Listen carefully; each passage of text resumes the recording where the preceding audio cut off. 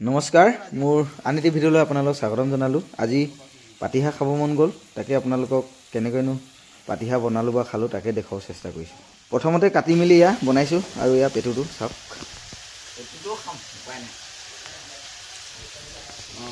আজি খানাটো এটা বেলেগ ষ্টাইলত হ'ব, সম্পূৰ্ণ বাহিৰত খাম আজি, যিহেতু সদায় ভিতৰতে খাওঁ, আজি বাহিৰত খাম।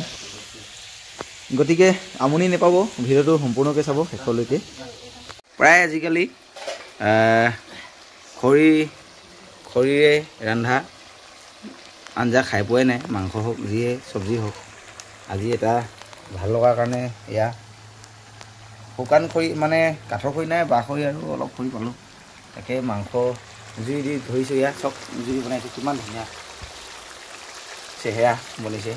পাতিহাঁহ মাংস দেখিলে খাওঁ খাওঁ লাগি যাব দেই আপোনালোকৰ। চব জুইৰ লগত আজিকালি জুইয়ে ৰন্ধা খাই পোৱাই নাই, গেছ খালি গেছ। আজিকালি মহিলাসকলে বা মাইকী মানুহ আমাৰ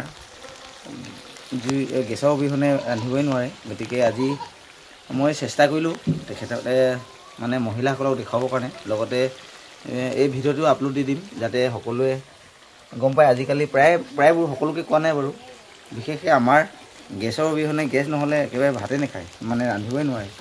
গতিকে তাৰে ওপৰতে ভিডিঅ'টো আজি বনালোঁ ইয়াত। আৰু পাতিহাঁহ মাংস কেনেকুৱা হৈছে আপোনালোকক দেখাব চেষ্টা কৰিলোঁ। বহুত ধুনীয়া চেহেৰা হৈছে।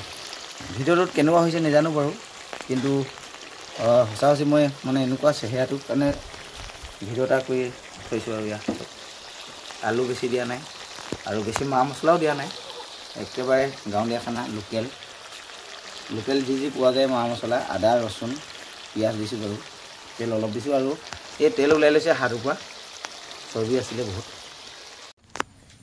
এতিয়া ৰান্ধি মেলি খাব ল'ম। এতিয়া আমাৰ ৰান্ধনীয়ে বাঢ়িছে, চবকে ভাগ কৰিছে। এয়া ভাত কৰিছে, ল'ৰাটো খাইছে, লাজ কৰিছে। বাহিৰত খোৱা মজাটোৱে বেলেগ। এয়া ভাত উলিয়াইছে আৰু ভাগ কৰিছে। কেইভাগ হ'ব? চৌভাগ। তাৰপিছত খাই দিম আৰু। বাহিৰত খোৱা খানা মজাই বেলেগ, ভাল লাগে। সদায় ভিতৰত খাওঁ, আজি বাহিৰত খাইছোঁ। সৰু মোৰ মিনি পাৰ্টি।